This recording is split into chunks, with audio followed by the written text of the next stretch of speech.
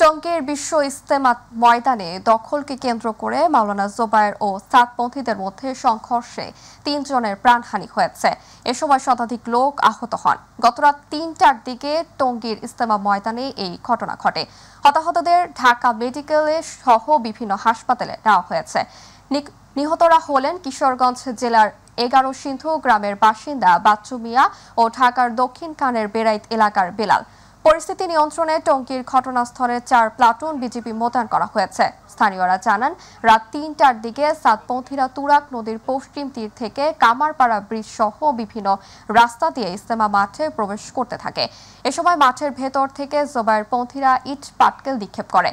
জবাবে সাতপন্থীরাও পাল্টা হামলা চালায়। এক পর্যায়ে সাতপন্থীরা মাঠে প্রবেশ করলে উভয় পক্ষের মধ্যে ব্যাপক সংঘর্ষ শুরু হয়। শেখ হাসিনার ফ্যাসিস্ট শাসন আমলে গুমের শিকার United Peoples Democratic Front UPDF নেতা মাইকেল চাকমা দায়ীদের বিরুদ্ধে ট্রাইব্যুনালে অভিযোগ জমা দিয়েছেন। সকাল ৯টার দিকে আন্তর্জাতিক অপরাধ ট্রাইব্যুনালের চিফ প্রসিকিউটর কার্যালয়ে আসেন। তার সঙ্গে ছিলেন আলোকচিত্রী শহীদুল আলম ও শহীদুল আলমের স্ত্রী অধ্যাপক রেহনুমা আহমেদ। গণমাধ্যমকে chief prosecutor advocate Tajul Islam বলেন, মাইকেল চাকমার বক্তব্যে আমরা নিশ্চিত হয়েছি যে শেখ হাসিনার শাসনামলে তিনি গুমের শিকার হয়েছিলেন। আমরা মাইকেল চাকমার অভিযোগ আমলে নিয়েছি। এখন থেকেই তারা অভিযোগের তদন্ত শুরু করব। ২০১৯ সালের ৯ এপ্রিল মাইকেল চাকমা গুমের শিকার হন। হাসিনা সরকারের পতনের পর দীর্ঘ ৫ বছর ৩ মাস পর গত ৭ আগস্ট অবরুদ্ধ দশা থেকে মুক্তি পান মাইকেল চাকমা। ওই দিন ভোরের দিকে চট্টগ্রামের একটি স্থানে তাকে চোখ বাঁধা অবস্থায় ছেড়ে দেওয়া হয়। ক্রাইমস এগেইনস্ট হিউম্যানিটির মামলা সবগুলো কিন্তু এখন এইখানে নির্ভর করবে যে উনি যাদের বিরুদ্ধে অভিযোগ করছেন তাদের প্রত্যেকের ব্যক্তির বিরুদ্ধে অধিকাংশের বিরুদ্ধে ইতিমধ্যে মামলা কিন্তু আমরা চলমান রেখেছি। এর সাথে যদি অতিরিক্ত কোনো ব্যক্তির সন্ধান পাওয়া যায় সেটাও আমরা তদন্ত করে দেখব। কিন্তু গুমের ব্যাপারে ওভারঅল বাংলাদেশে যতগুলো গুম হয়েছে সবগুলোর ব্যাপারে আমরা মূলত একটা সূত্র ধরেই চালু করব। পরবর্তীতে নেসেসিটির আলোকে ব্যক্তি বিশেষে ভাগ ভাগ করে যদি প্রয়োজন হয় তাহলে ভাগ ভাগ করে তদন্ত হবে। যদি একসাথে তদন্ত করার দরকার হয় একসাথে হবে। সেটা পরিস্থিতির উপরে নির্ভর করবে। D8 সম্মেলনে যোগ দিতে মিশরের উদ্দেশ্যে রওনা হয়েছেন প্রধান উপদেষ্টা অধ্যাপক মোহাম্মদ ইউনূস। বুধবার রাত ১টা ২০ হযরত শাহজালাল আন্তর্জাতিক বিমানবন্দর থেকে তাকে বহনকারী ফ্লাইটটি মিশরের উদ্দেশ্যে যাত্রা করে। ডেভেলপিং এইড অর্থনৈতিক সহযোগিতা সংস্থার ২০২৪ সালের শীর্ষ সম্মেলনে মিশরের রাজধানী কায়রোতে অনুষ্ঠিত হবে। মিশরের সম্মেলনে অংশগ্রহণের জন্য বাংলাদেশের অন্তর্বর্তী সরকারের প্রধান উপদেষ্টা অধ্যাপক ডক্টর মোহাম্মদ ইউনূসকে আমন্ত্রণ জানিয়েছেন। D8 সংস্থা বাংলাদেশ, মিশর, Indonesia, Iran, Malaysia, Nigeria, Pakistan এবং তুরস্কের মধ্যে অর্থনৈতিক সহযোগিতার জন্য প্রতিষ্ঠিত হয়েছিল। ১৯৯৭ সালের ১৫ জুন ইস্তাম্বুল ঘোষণার মাধ্যমে এই সংস্থার যাত্রা শুরু হয়।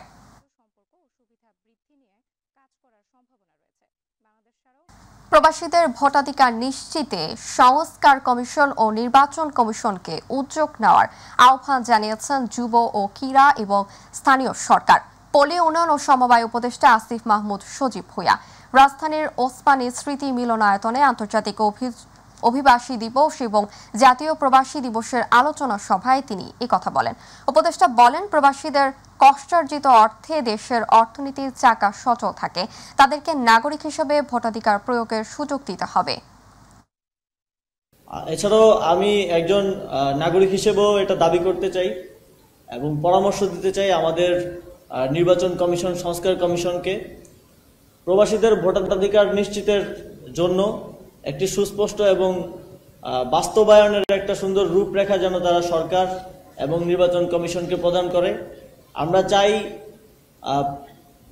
যারা দেশের অর্থনীতিতে এত গুরুত্বপূর্ণ অবদান রাখছেন, পরিবার পরিজন থেকে দূরে থেকে দেশের জন্য কাজ করে যাচ্ছেন, অক্লান্ত পরিশ্রম করে যাচ্ছেন, তারা যেন দেশ গঠনে, সরকার গঠনে সবচেয়ে গুরুত্বপূর্ণ মতামত দেওয়ার যে অধিকার, ভোটাধিকার, সেটা পান এবং সেটা নিশ্চিত করার জন্য সরকার সর্বোচ্চ চেষ্টা করবে এবং সেই আহ্বানটা আমার থাকবে আমাদের নির্বাচন কমিশন, সংস্কার কমিশনের থেকে। আমরা যখন বলি যে প্রবাসীরা হচ্ছে আমাদের অর্থনীতির গতিশীলতার প্রাণকেন্দ্র, মূল স্তম্ভ, এটা একটুও বাড়িয়ে বলা হয় না। আমাদের একজন প্রবাসী ভাই একটু আগে বললেন যে আমরা যখন বাইরে টাকা পাঠাই, বিদেশ থেকে টাকা পাঠাই কষ্ট করে, এবং খুব দুঃখের সাথে দেখি যে আমাদের টাকা সব লোপাট করে বাইরে নিয়ে যাওয়া হচ্ছে, আমাদের খুব কষ্ট লাগে। এটা আমি প্রথম শুনি নাই। যখন আগে বিদেশে যেতাম, বিভিন্ন এয়ারপোর্টে থামতাম, বিশেষ করে দোহাতে বা দুবাইতে, সবসময় ওনারা এগিয়ে এসে কথাটা বলতো, কষ্ট লাগতো তাদের। এবার যখন আমি দোহাতে গেলাম, আমাদের প্রবাসী ভাই বোনদের সাথে মিলিত হলাম, একটা মিটিংয়ে, একটা কাজে গিয়েছিলাম, তারপর ওনাদের সাথে কথা বললাম। ওনারা দুঃখ করে বললো যে প্রবাসীরা সবচেয়ে বেশি পছন্দ করে ইসলামী ব্যাংকগুলোতে টাকা পাঠাতে, আর ফ্যাসিস্ট হাসিনা সরকার লুট করার জন্য বেছে নিয়েছিল ইসলামী ব্যাংকগুলোকে। 6টা ইসলামী ব্যাংক থেকে আপনারা জানেন হাজার হাজার কোটি টাকা পাচার করেছে। বিএনপির সিনিয়র যুগ্ম মহাসচিব রুহুল কবির রিজভী বলেছেন, স্বনির্ভর হতে পারলে কেউ আঙুল তুলে কথা বলতে পারবে না। ভারত বাংলাদেশের মুক্তিযুদ্ধ ও মুক্তিযোদ্ধাদের অবজ্ঞা করতে চায়, আর বাংলাদেশের মানুষ তাদের আচরণ মেনে নেওয়া বলে দেশটির শিষ্টাচার, রাষ্ট্রাচার ও কূটনৈতিক নিয়ম ভেঙে কুৎসা রটাচ্ছে।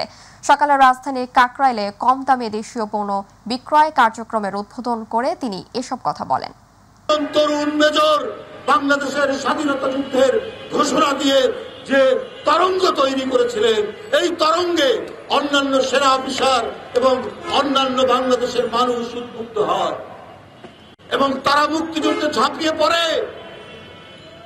আজকে ক্যাপ্টেন মহিউদ্দিন জাহাঙ্গীর, আজকে মতিউর রহমান, হামিদুর রহমান, এই যে বীর শ্রেষ্ঠ, তারা কিসের জন্য জীবন দিয়েছে?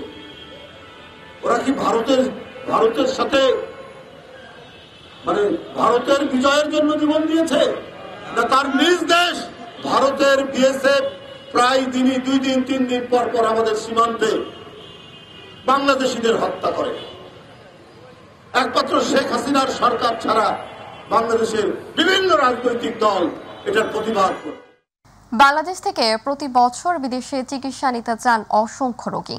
তাদের মধ্যে বেশিরভাগই যান পার্শ্ববর্তী দেশ ভারতে। তবে সাম্প্রতিক সময়ে ভারতের ভিসা না পেয়ে বিকল্প দেশ হিসাবে রোগীরা ছুটছেন থাইল্যান্ড, মালয়েশিয়া সহ বিশ্বের বিভিন্ন দেশে। বাংলাদেশে আন্তর্জাতিক মানের চিকিৎসক ও চিকিৎসা সেবা রেখে কেন যাচ্ছেন তারা বিদেশে চিকিৎসা নিতে?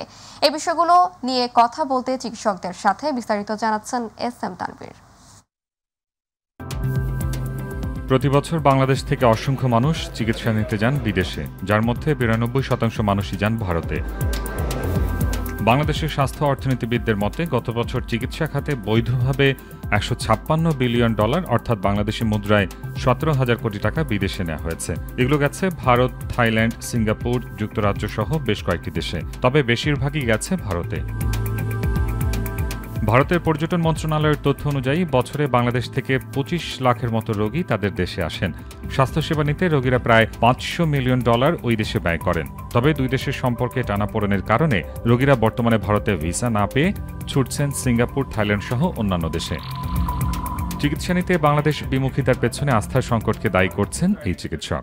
বাংলাদেশে চিকিৎসক এবং চিকিৎসার উপর আস্থাহীনতার অনেকগুলো কারণ রয়েছে। এর মধ্যে অন্যতম একটি কারণ হচ্ছে বাংলাদেশে ভুয়া ডাক্তার, ভুয়া হাসপাতাল এবং ভুয়া ডায়াগনস্টিক সেন্টার, এরা মানুষকে প্রতারিত করছে। বাংলাদেশের চিকিৎসকদের আচার ব্যবহারে অনেক রোগী বিরক্ত হয়ে বাইরে যায়। বিশেষজ্ঞরা বলছেন, ভারতে চিকিৎসা করানোর সুযোগ না পেয়ে বর্তমানে অনেকেই দেশে চিকিৎসা সেবা নিচ্ছেন। এমন পরিস্থিতি চিকিৎসকদের নিজেদের দক্ষতা প্রমাণের সুযোগ হিসেবে দেখছেন তারা। আমাদের সেবার ক্ষেত্রে পিছিয়ে যাওয়া ঠিক নয়। আমাদের সেবার ক্ষেত্রে সঠিক সেবাটা কেন জনগণ পাচ্ছে না, আমাদের এই জায়গাটায় কিন্তু হাত দিতে হবে। ডাক্তাররা তো প্রশিক্ষিত হচ্ছে এবং প্রয়োজনীয় সংখ্যক ডাক্তার আমরা তৈরিও করছি এবং আমাদের আছেও। এখন সমস্যা সেটা হলো তাদেরকে প্রকৃতভাবে ব্যবহার করা। এইটা কিন্তু সরকারের দায়িত্ব যে আমরা সঠিকভাবে তাদেরকে ব্যবহার করছি কিনা এবং তারা সেবাতে নিযুক্ত হচ্ছেন কিনা, নিযুক্ত হয়ে সত্যিকারের সেবাটা দিতে পারার তাদের সুযোগ আছে কিনা, এই জায়গাগুলি কিন্তু একটু দেখা দরকার। শুধু শহর কেন্দ্রিক নয়, পর্যাপ্ত সুযোগ সুবিধা প্রদান করে প্রত্যন্ত অঞ্চলেও দক্ষ চিকিৎসক ও হাসপাতালগুলোতে উন্নত চিকিৎসা সরঞ্জাম পৌঁছে দেওয়ারও পরামর্শ দিলেন বিশেষজ্ঞরা। সেখানে হয়তো অপারেশন করার ব্যবস্থা আছে কিন্তু অ্যানেস্থেটিস্ট নেই, আবার হয়তো অ্যানেস্থেটিস্ট আছেন কিন্তু প্রয়োজনীয় উপকরণ নাই। এই ধরনের নানা সমস্যা আছে, যেই কারণে আমাদের বিশেষ করে উপজেলা হেলথ কমপ্লেক্সগুলি এবং ডিস্ট্রিক্ট হসপিটালগুলি অনেক জায়গায় দেখা যায় যে রোগী প্রয়োজনের তুলনায় অনেক বেশি, কিন্তু ব্যবস্থাপনায় গেলে দেখা যায় সেখানে এই রোগীদের সেবা দেওয়ার জন্য যা যা প্রয়োজনীয় দরকার তার অভাব রয়েছে। SM Tanvir, MyTV, Dhaka. রাজধানীর পল্টন থানায় করা যুবদল কর্মী শামীম হত্যা মামলায় আওয়ামী লীগ নেতা অ্যাডভোকেট কামরুল ইসলাম ও সাবেক MP সোলাইমান সেলিমের ফের 4 দিনের রিমান্ড মঞ্জুর করেছেন আদালত। সকালে ঢাকার CMM কোর্ট এ আদেশ দেন। সকালে পুলিশের পক্ষ থেকে রিমান্ডের আবেদন জানানো হয়, পরে আদালত এ আদেশ দেন। এর আগেও তারা একাধিক মামলায় রিমান্ডে ছিলেন। এর আগে 18 নভেম্বর রাজধানীর উত্তরা থেকে সাবেক খাদ্যমন্ত্রী কামরুল ইসলামকে আটক করে ঢাকা মহানগর গোয়েন্দা পুলিশ। আর 13 নভেম্বর গভীর রাতে রাজধানীর গুলশানের একটি বাসা থেকে ঢাকা 7 আসনের সাবেক সংসদ সদস্য সোলাইমান সেলিমকে গ্রেপ্তার করে পুলিশ। এদিকে কামরুল ইসলাম এবং তার স্ত্রী সন্তানদের নামে থাকা দেশে বিদেশে বিপুল পরিমাণের অবৈধ সম্পদের খোঁজে এরই মধ্যে অনুসন্ধানে নেমেছে দুদক। চট্টগ্রামে আইনজীবী সাইফুল ইসলাম হত্যা মামলায় গ্রেপ্তার 10 আসামিকে তার ভাইয়ের করা মামলায় গ্রেপ্তার দেখিয়েছেন আদালত। আইনজীবীদের মারধর, ভাঙচুর ও বিস্ফোরক দ্রব্য নিয়ন্ত্রণ আইনে এ মামলা করা হয়। পুলিশের আবেদনের পরিপ্রেক্ষিতে সকালে চট্টগ্রাম মেট্রোপলিটন ম্যাজিস্ট্রেট কাজী শরীফুল ইসলাম শুনানি শেষে এই আদেশ দেন। 10 আসামি হলেন চন্দন দাস, রুমিত দাস, বিশাল দাস, রাজীব ভট্টাচার্য, আমান দাস, নয়ন দাস, গগন দাস, দুর্লভ দাস, সুমিত দাস ও মনু দাস। চট্টগ্রাম নগর পুলিশের অতিরিক্ত উপকমিশনার মফিজ উদ্দিন বলেন, আইনজীবী হত্যা মামলায় গ্রেপ্তার 10 আসামিকে তার ভাইয়ের করা আইনজীবীদের ওপর হামলা, আদালত প্রাঙ্গণে গাড়ি ভাঙচুর ও ককটেল বিস্ফোরণের ঘটনায় মামলা গ্রেপ্তার দেখানোর আবেদন করে পুলিশ। শুনানি শেষে তাদের কারাগারে নিয়ে যাওয়া হয়।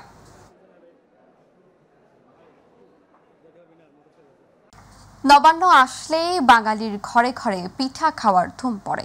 নতুন ধানের চালের পিঠাপুলি যেন বাঙালির সংস্কৃতিতে পরিণত হয়েছে। সারা দেশে যখন শীতে কাঁপছে মানুষ, ঠিক সেই সময়ই মানুষকে কিছুটা উৎসবের আমেজ দিচ্ছে শীতের গরম পিঠাপুলি। এবারও নড়াইলে নতুন পিঠার নবান্ন উৎসব আয়োজন করেছে নন্দনকানন শিশু বিকাশ ও সাংস্কৃতিক চর্চা কেন্দ্রে। প্রতিনিধি খায়রুল ইসলামের রিপোর্ট জানাচ্ছেন ইলিয়াস কমল। পুলি, দুধ চিতই, চিতই, ভাপাসহ 30 প্রকার পিঠা নিয়ে শহরের ধূপখোলায় নন্দনকানন শিশু বিকাশ ও সাংস্কৃতিক চর্চা কেন্দ্রের আয়োজনে ব্যতিক্রমধর্মী পিঠা উৎসব অনুষ্ঠিত হয়। উৎসবে সংগঠনের সদস্যরা বাড়ি থেকে পিঠা তৈরি করে নিয়ে আসেন। রং বেরঙের পিঠা তৈরি করতে পেরে খুশি তারা। পিঠা উৎসব বাঙালির চিরদিনের একটা ঐতিহ্যের উৎসব। তো প্রতি বছর আমরা নন্দনকাননে নবান্ন উপলক্ষে পিঠা উৎসবের আয়োজন করি। আমি এখানে নকশি পিঠা, ঝিনুক পিঠা এগুলা তৈরি করছি। এটা তৈরি করে আমার খুব ভালো লাগছে। পিঠা উৎসবে এসেছিলেন বিভিন্ন বয়সের নারী পুরুষ। একসাথে এত প্রকার পিঠা দেখে ও খেতে পেরে ভীষণ খুশি তারা। এখানে বিভিন্ন রকম পিঠা দেখছি যেগুলো আমি আগে কখনো দেখিনি। বিভিন্ন পিঠার নাম জানছি। বাংলার যে এমন ঐতিহ্য আছে সেটা আমরা, এটার নাম যদি না হতো তাহলে আমরা দেখতেই পারতাম না। পিঠা উৎসব আমার খুবই ভালো লাগছে। এরকম অনুষ্ঠান প্রত্যেক বছরে হলে আমাদের বাচ্চা কাচ্চারা এই ঐতিহ্যটা পায় আর কি। পিঠা পাঠায় তৈরি করে আমাদের পরিচিতি করানোর জন্য আমাদের অনেকের মাঝে এটা আনন্দ বিনিয়ে দেয়। মানে মায়েরা নিজে হাতে এই সমস্ত পিঠা তৈরি করেছে, তো এখানে এসে আমার খুবই ভালো লাগছে। গত 4 বছর ধরে এমন আয়োজন চলে আসছে। আগামীতে আরো বড় পরিসরে এই আয়োজন করার আশাবাদ ব্যক্ত করলেন আয়োজকরা। আগে নবান্ন উৎসব তো ঘরে ঘরে মহিলারা পিঠা তৈরি করতো তাদের আত্মীয়স্বজনদের নিয়ে। সেটাকে আমরা ওই মহিলারাই, ওরা ঘরে ঘরে যে পিঠাটা তৈরি করবে ঘরে ঘরেই করে, কিন্তু আমরা বলেছি যে তোমরা ঘরে ঘরে পিঠা তৈরি করে এইখানে ওর উৎসবটা করতে হবে, খাওয়াটা এখানে হবে। এবং এটা তাদের নিজে হাতে তৈরি, নিজের ঘরে তৈরি করা পিঠা, সেইগুলো তারা এখানে পরিবেশন করে। এমন আয়োজনের মধ্য দিয়ে বিলুপ্ত প্রায় বিভিন্ন পিঠা সম্পর্কে তরুণ প্রজন্ম জানতে পারবে এবং পিঠার পুরনো ঐতিহ্য ফিরে আসবে, এমনটাই মনে করেন অনেকেই। ইলিয়াস কমল, মাইটিভি।